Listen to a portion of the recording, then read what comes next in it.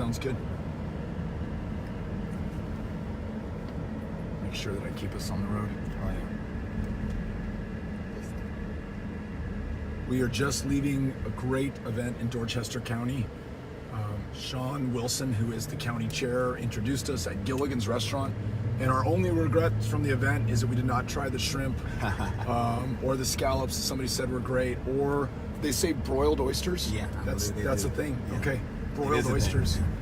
So next visit to Dorchester County and to Gilligan's, you will see us eat some broiled oysters. We were also very, very lucky to be introduced by State Representative Marvin Pendarvis, who's joining me in the passenger seat. First elected to the state legislature in 2017, re-elected in 2018. His first election was a special election. A leader on issues like housing, affordability, maximizing federal tax credits for housing by supplementing it with state investment. He's trying to address what is, we overuse the word crisis, but there's a real challenge in public education in South Carolina where public school educators are not paid enough. We looked at the median wage in South Carolina. It's about $10,000 below the median or average nationally, and we're seeing a lot of first-year public school educators drop out of the profession. And then Representative Pendarvis has also addressed an issue where, for some reason, South Carolina is about to penalize those public school educators and retired police officers and other public servants who have retired but want to come back in and in these in-demand professions that in some cases are underserved. Right now, they're going to be penalized for doing that.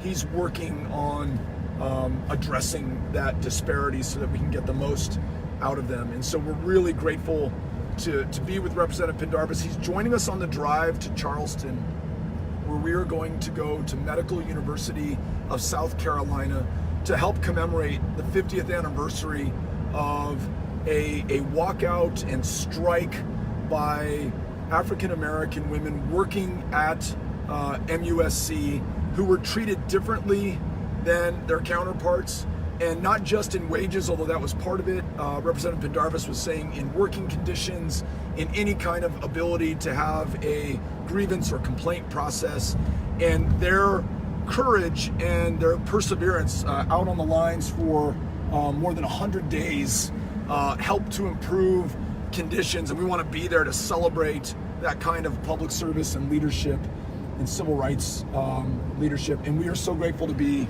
in the van with you here today. I'll allow you to introduce yourself to the live stream, and then we'll just continue the conversation we were having earlier. Well, absolutely. Well, thank you for inviting me on the ride. And when I say it's a pleasure and an honor to be able to endorse you and throw my full support behind you, I mean it.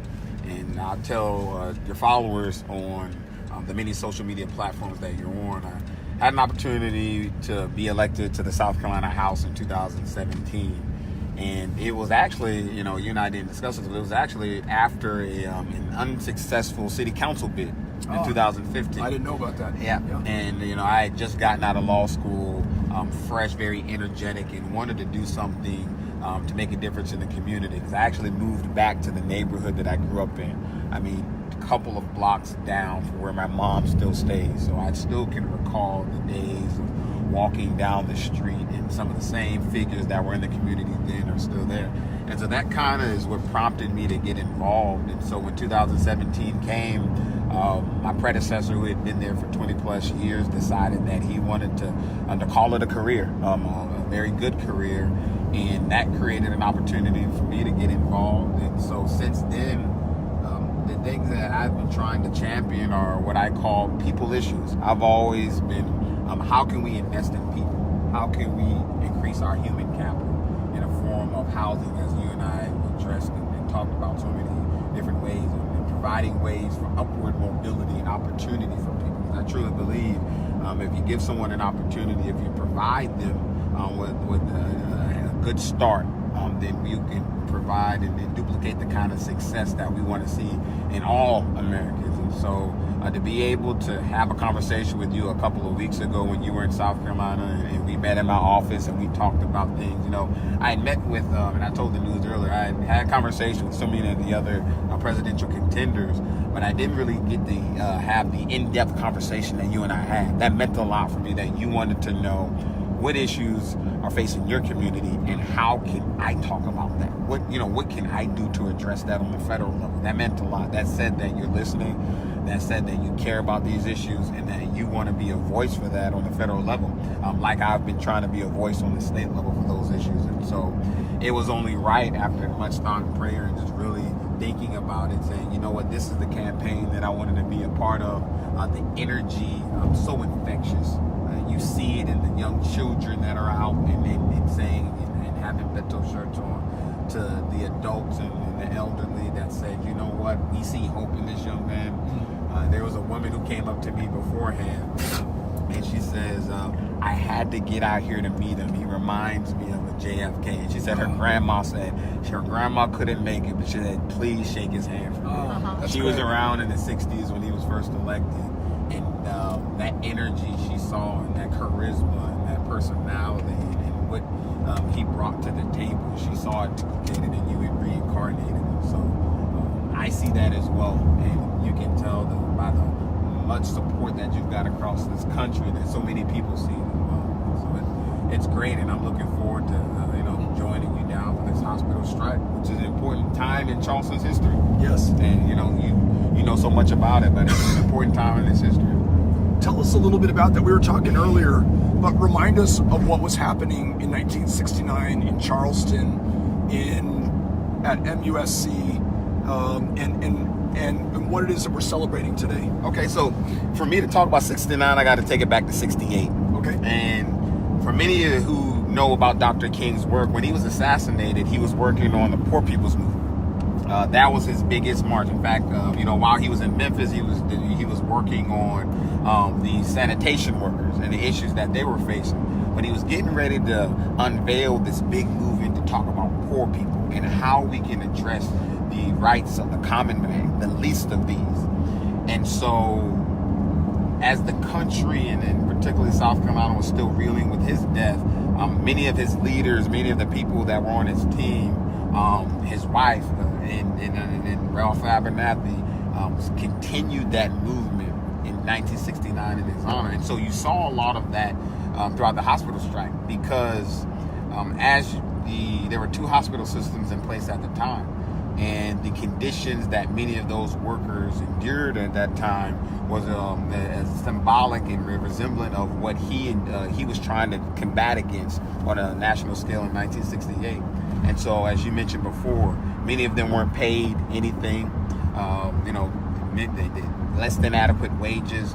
There wasn't any issue. They had to endure, as far as hostility, they had to endure hatred, they had to endure combativeness within their own work environment. And one of the things that they realized out of that is when they would complain, when they would try to bring these grievances and these issues to administration, there was retaliation in place, and they were fired because of it. And so they knew they had to do something. And the strike ended up lasting well over 100 days. You saw so many leaders out there, because the reason it lasted so long, because there was some negotiation. You and I were talking before about some of Dr. King's methods, and one of the methods is when you're in this fight, especially in the negotiation phase between the aggrieved and also the city administration or whatever entity that you're fighting against, there are different stages in that process by which you must undergo to really get where you need to be. And for him, especially, as a big proponent of a nonviolent movement, a lot of it was demonstrations, but a lot of it was negotiations, backroom deals, working with the hospital officials to find out, all right, well, we're going to continue to march, but what is it that you can offer these aggrieved workers? So at some point, there were multiple arrests, but they didn't initially got where they were. As an attorney, and I know how it is to negotiate, and as a former congressman, how it is. Sometimes you don't get what you want, but both sides reach an agreement where it's a little bit more palatable. They can work with, and that's something that they can be comfortable with. And eventually, they got to a place where the workers were, their jobs were restored. They were given some kind of grievance process. Of course, there was a union formed as a result of that, so that many of those hospital workers could have a space to provide and really talk about issues that were affecting their industry. But the more I've learned about the movement, as I was telling you earlier, there's a woman, Louise Brown. Yes. Miss Louise is about 72 years old, and she was one of the first volunteers on my campaign. And she was about 15 or 16 years old, marching with those hospital workers. And she was there, and she was part of, her name is in that display that I mentioned to you in Columbia about commemorating the hospital strike and many of the other events in South Carolina. And so just having the opportunity to talk with her and hear her share her story, and hear her share a story with so many others about the importance of that movement and what it meant for Charleston, how it was the catalyst for so many of the uprising of civil rights movements and civil rights activists and people wanting to get involved in so many important issues. Because that led to not only just dealing with the hospital workers, but also dealing with so many issues within Charleston. Charleston has as I always describe it, a very tortured history. This is the place where many of the slaves entered when they first came to America, and they were brought over here on ships. And when they stepped foot off those ships, they stepped foot into the slave market in downtown Charleston, South Carolina. And so our history is well documented. And so every event, especially an event like that, it talks about the place that Charleston plays in American history and African American history. And to be able to have a conversation with someone who plays such an intricate role, to be able to touch her, talk with her, it meant so much to me, because it recognized, I was able to recognize my place in this entire thing, kind of creating the way for me, paving a path for me to be able to get involved and do some of the things that I'm doing now. How does that inform your work? So I mentioned that you have been a leader on housing. We're talking about trying to address disparities in how public servants are paid. Do you take some inspiration from Ms. Brown, and we mentioned earlier the Friendship 9 in Rock Hill, other leaders in this state, maybe nationally, in the work that you're doing, and what is it that you're hoping to accomplish in any of these different areas? Yes, it informs everything that I do. I always recall when I'm on the House floor at the well, many of the conversations that I've had with so many of the people that created this opportunity for me and paved the way. And I will say, many of the issues that we're fighting for in South Carolina that I've been trying to champion in the House deal with people, and deal with, as the Bible describes it, and Dr. King talks so eloquently about, is the least of these, those who can't provide for themselves, those who the government has declared as castaways, and those who society has said, you know what, we can't do anything for you. Or whether it's the person who's working under the table because they have a job that doesn't see the work that they do as valuable, and restoring the dignity to that, or the young child that's in the school system that doesn't have books that are up to par, or is going in a school system that says, you know what, once you got the third grade, your path is toward prison versus prosperity and success, as we know so much about the school to prison pipeline. And so many of the things that inform me about those stories, those true champions, those civil rights history, those heroes, about what they've been able to do, what they meant to the movement, and how they've been able to change the mindset for so many people, and embolden people in a way to stand up for issues that are right. That's the thing, that's my biggest takeaway. If Miss Louise Brown at the age of 72 can stand up and still talk about issues and still fight for issues that are important to people, so whether it's hospital workers, or whether it's trying to fight for a union down here in South Carolina, or whether it's education, or whether it's transit, which is a big issue down here.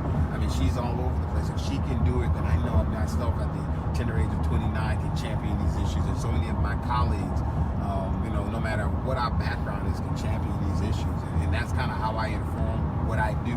I recall the history that I've gotten from them, and the success that they've been able to have over their entire lifetime.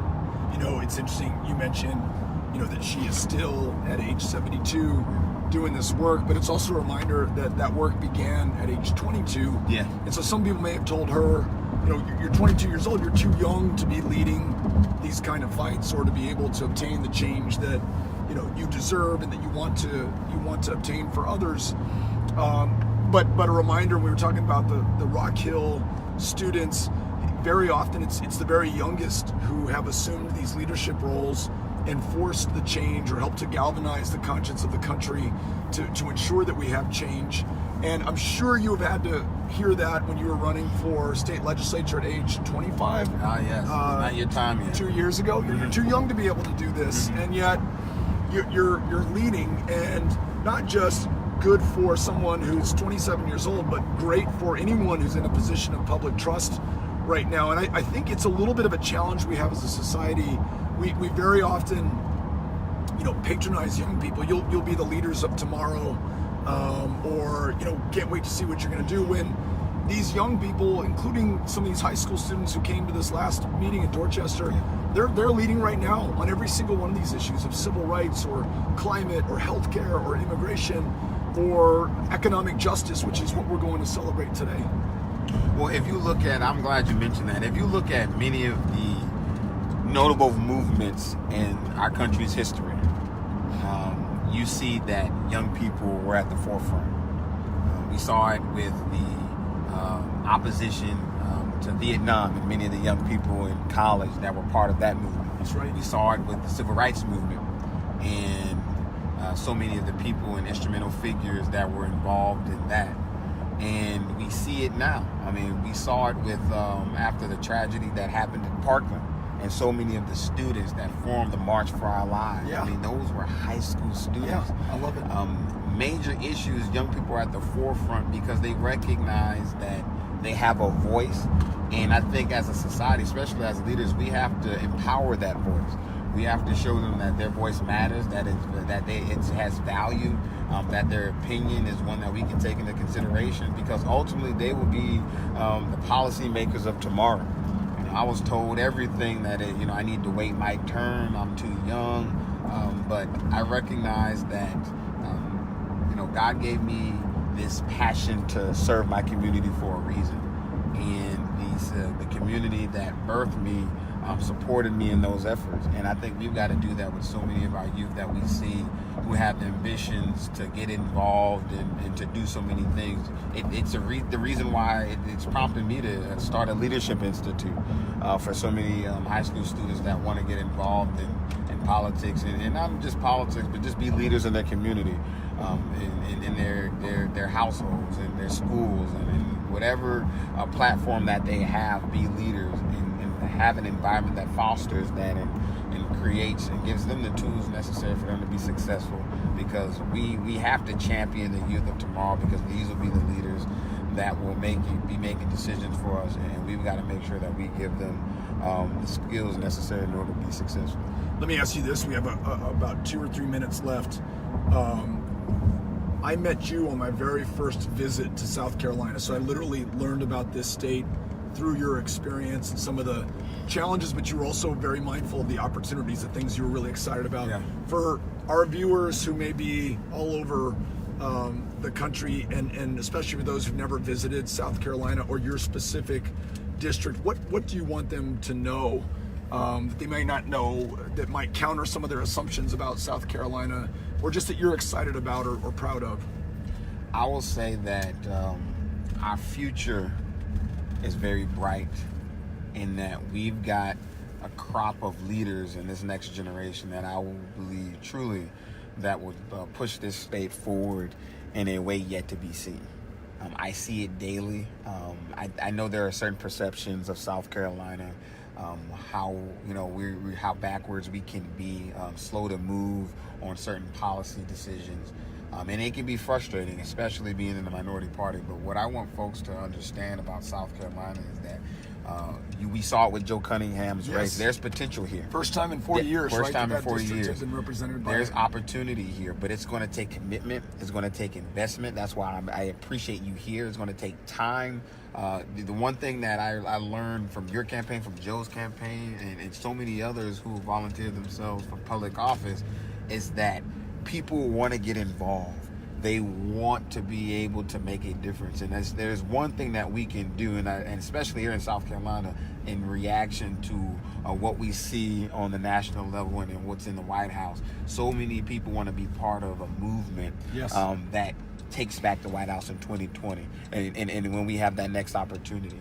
And in so many of the races that we've seen, people want to know exactly what they want to be part of that movement. And they want responsibility. Like, give me the ball. Like, give me a job. They're ready. Yeah, they're ready. There was a woman who said, "I don't know how I can be involved. I don't know in what way, but I want to be involved. Yeah, I love that. I want to get involved." She did it with Joe's campaign. She wants to be involved with your campaign. She lives in my district. She says, "I just have to be a part of this."